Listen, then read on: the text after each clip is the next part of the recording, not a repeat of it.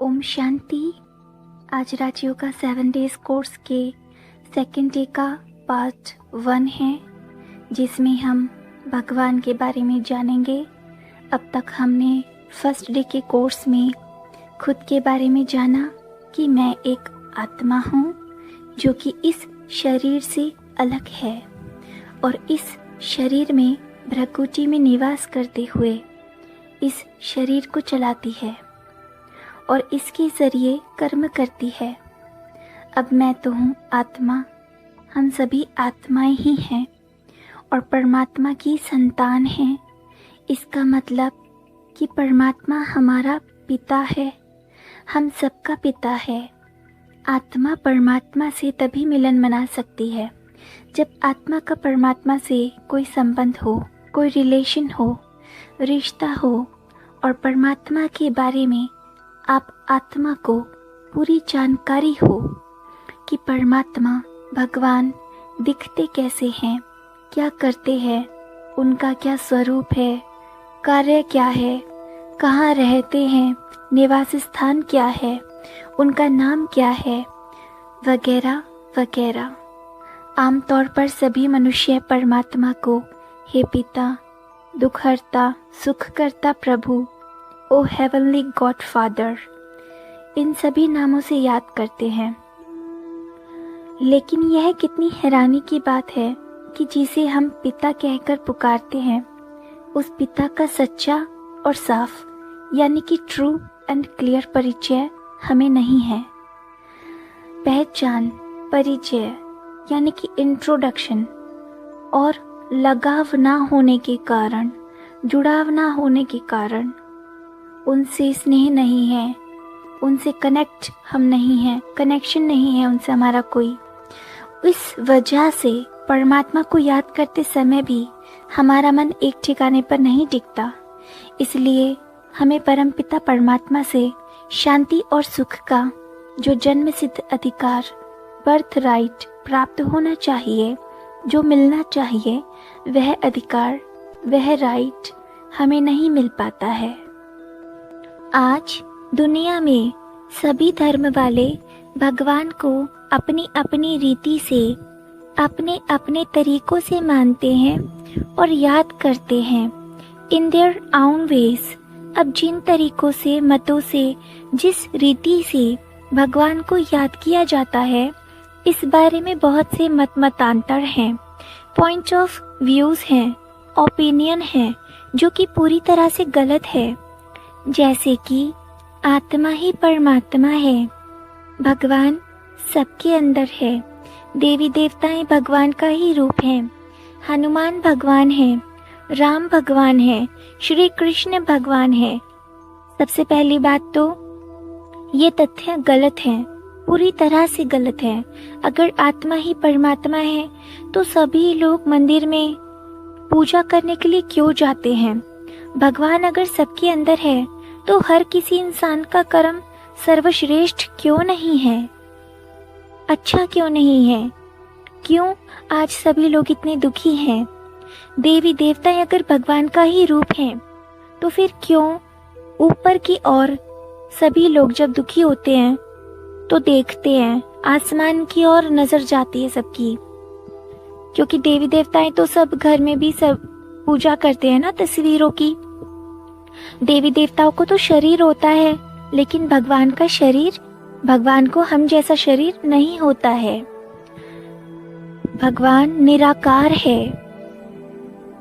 देवी देवता भगवान के हम सभी मनुष्य आत्माओं की तरह बच्चे हैं, जिनके कर्म सर्व में, सभी लोगों में सर्वश्रेष्ठ हैं। उन लोगों ने ऐसा कर्म करा कि वो पूज्य स्वरूप बने, वो देवी देवता बने। लेकिन भगवान तो एक ही है। कई लोग कहते हैं कि परमात्मा नाम रूप से ही न्यारा है। फिर हम कहते हैं कि ईश्वरीय भगवान एक है। अब अगर परमात्मा का कोई नाम नहीं, उनका कोई रूप नहीं, तो हम इतनी पूजा भक्ति क्यों करते हैं और कहते हैं अखियां हरि दर्शन की प्यासी। अब जब ये कहा जाता है कि भगवान नाम रूप से न्यारा है, तो लोग दर्शन को क्यों इतने उतावले रहते हैं? अगर भगवान का नाम रूप नहीं तो दर्शन किसका करेंगे? तो इससे ये तो साफ है कि भगवान का ना ही नाम रूप से न्यारा है, भगवान ना ही नाम रूप से न्यारा है, ना ही कोई शरीरधारी है। हमारी तरह वो कोई शरीरधारी नहीं है। तो असल में भगवान क्या है? अब सच क्या है? क्या ये सब देवी देवता भगवान है या भगवान कोई और है? आइए आज हम परमात्मा के बारे में, भगवान के बारे में जानते हैं। आपने भी परमात्मा को याद किया होगा और आपके मन में भी सवाल उठा होगा कि असल में परमात्मा भगवान कौन है, क्या है, उनका रूप क्या है, कहाँ रहते हैं। आज हम आपके सभी सवालों का जवाब देंगे, आपको परमात्मा का सही परिचय देंगे, करेक्ट इंट्रोडक्शन देंगे। पहले तो परमात्मा के बारे में 5 बातें जानना बहुत जरूरी है।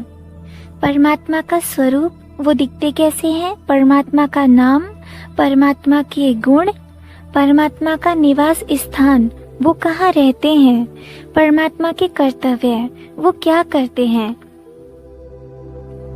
तो अब हम सबसे पहले परमात्मा के स्वरूप के बारे में बताते हैं कि वो दिखते कैसे हैं।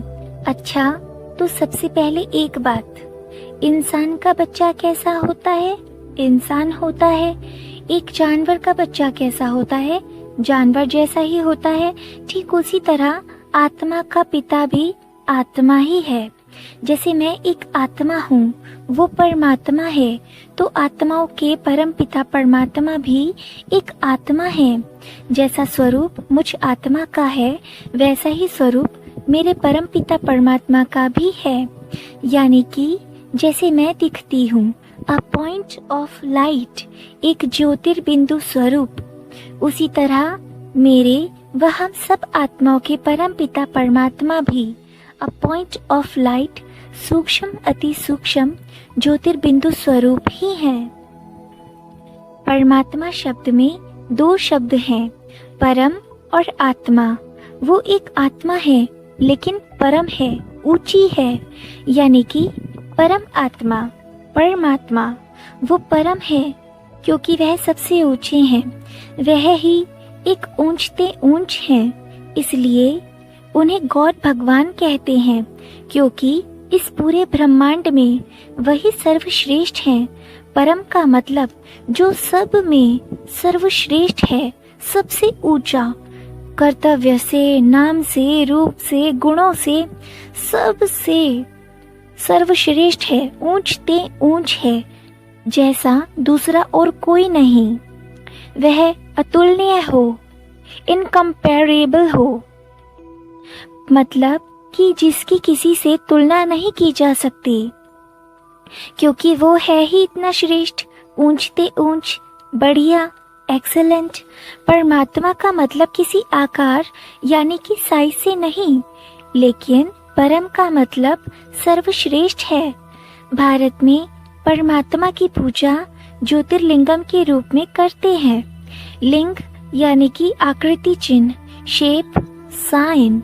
ज्योतिर्लिंगम का मतलब है कि जिसका आकार ज्योति स्वरूप हो, प्रकाश में हो, जो जिसके होने से चारों ओर प्रकाश ही प्रकाश फैल जाए, उजाला ही उजाला हो जाए, रोशनी ही रोशनी हो जाए। वो ज्ञान की रोशनी है, ज्ञान का प्रकाश है, ज्ञान का उजाला है। ज्योति स्वरूप होने की वजह से ही परमात्मा को निराकार कहा जाता है। निराकार का मतलब शाब्दिक नहीं है। हाँ, अगर शाब्दिक मतलब लिया जाए तो उसका मतलब यह निकलेगा कि उनका कोई आकार, शेप नहीं है, लेकिन ऐसा नहीं है। परमात्मा के रूप का एक मतलब है कि उन्हें अपना खुद का कोई शरीर नहीं है। जैसे हम सभी मनुष्य आत्माओं को हड्डी मांस आदि का पंच तत्वों से बना हुआ शरीर होता है, वैसा शरीर परमात्मा को नहीं होता है। उनका शरीर प्रकाश में है, रोशनी से भरपूर है, सूक्ष्म अति सूक्ष्म है, इसलिए उन्हें अशरीरी कहा जाता है। निराकार शब्द साकार की तुलना, कंपैरिजन में इस्तेमाल हुआ है। यानी कि इंसान जैसा आकारी शरीर परमात्मा धारण नहीं करते हैं, इसलिए उनको निराकार कहते हैं।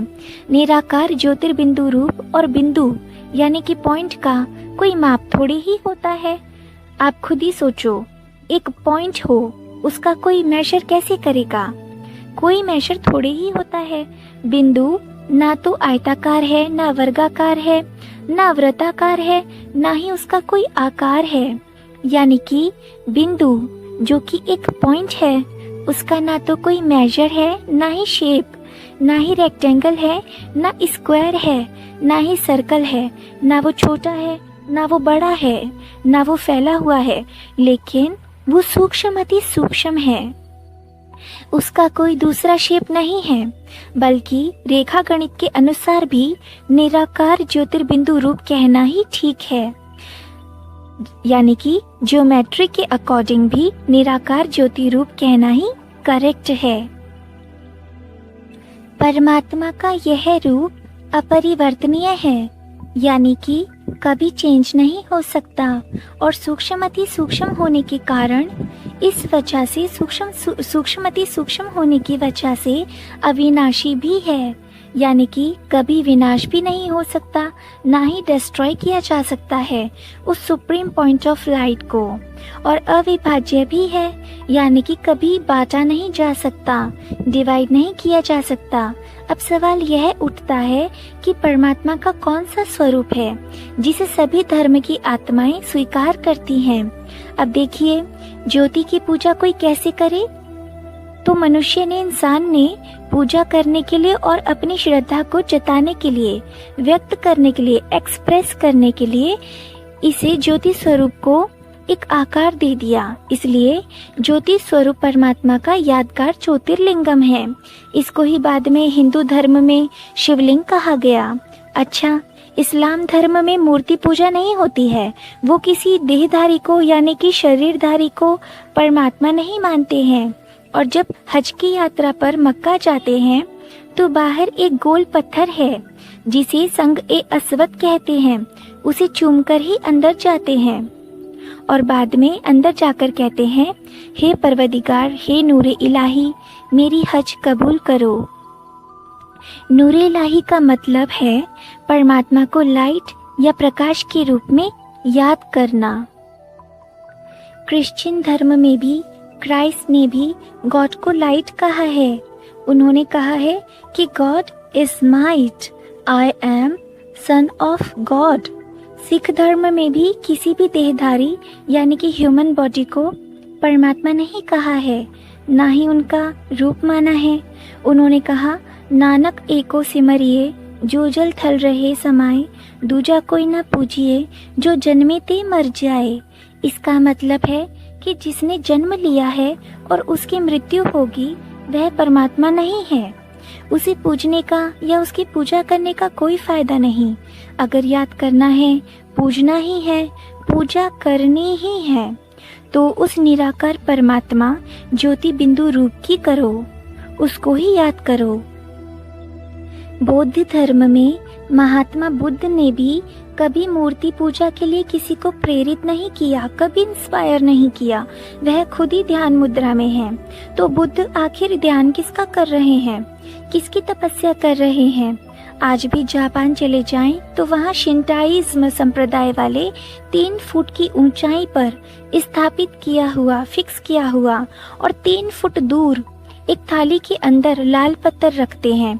इसे कहते हैं काबा का पवित्र पत्थर। बिल्कुल निराकार ज्योतिर्लिंग आकार शेप का है और उस पत्थर को उन्होंने कहा चिनकुन शेकी। चिनकुन शेकी मतलब जो शांति का दाता है, जिसका ध्यान करने से हमें शांति मिलती है। इसलिए वह लोग उसके सामने बैठकर ध्यान करते हैं। पारसी लोग जब ईरान से भारत आए थे तो जलती हुई ज्योति को साथ ले आए थे और उनके मंदिर को अग्यारी कहा जाता है, जहाँ यह अखंड ज्योत जलती रहती है। और आज भी जब उनकी कोई नई अग्यारी स्थापित फिक्स होती है तो जलती हुई ज्योत का एक टुकड़ा ले जाकर वहाँ स्थापित फिक्स करते हैं। इसलिए उनकी अग्यारी को फायर टेम्पल कहते हैं। तो इससे हमें पता चलता है कि सभी धर्मों की मनुष्य आत्माओं ने परमात्मा को ज्योतिर्बिंदु रूप ही माना है। इस तरह से हिंदू लोग कहते हैं ज्योतिर्लिंगम, मुस्लिम लोग कहते हैं नूरे इलाही यानी अल्लाह नूर है, क्रिश्चियन लोग कहते हैं God is point of light. Sikh धर्म में भी मानते हैं कि परमात्मा परम ज्योति स्वरूप, स्व प्रकाश, स्वरूप, ओंकार आदि एक्सेट्रा कहा गया है।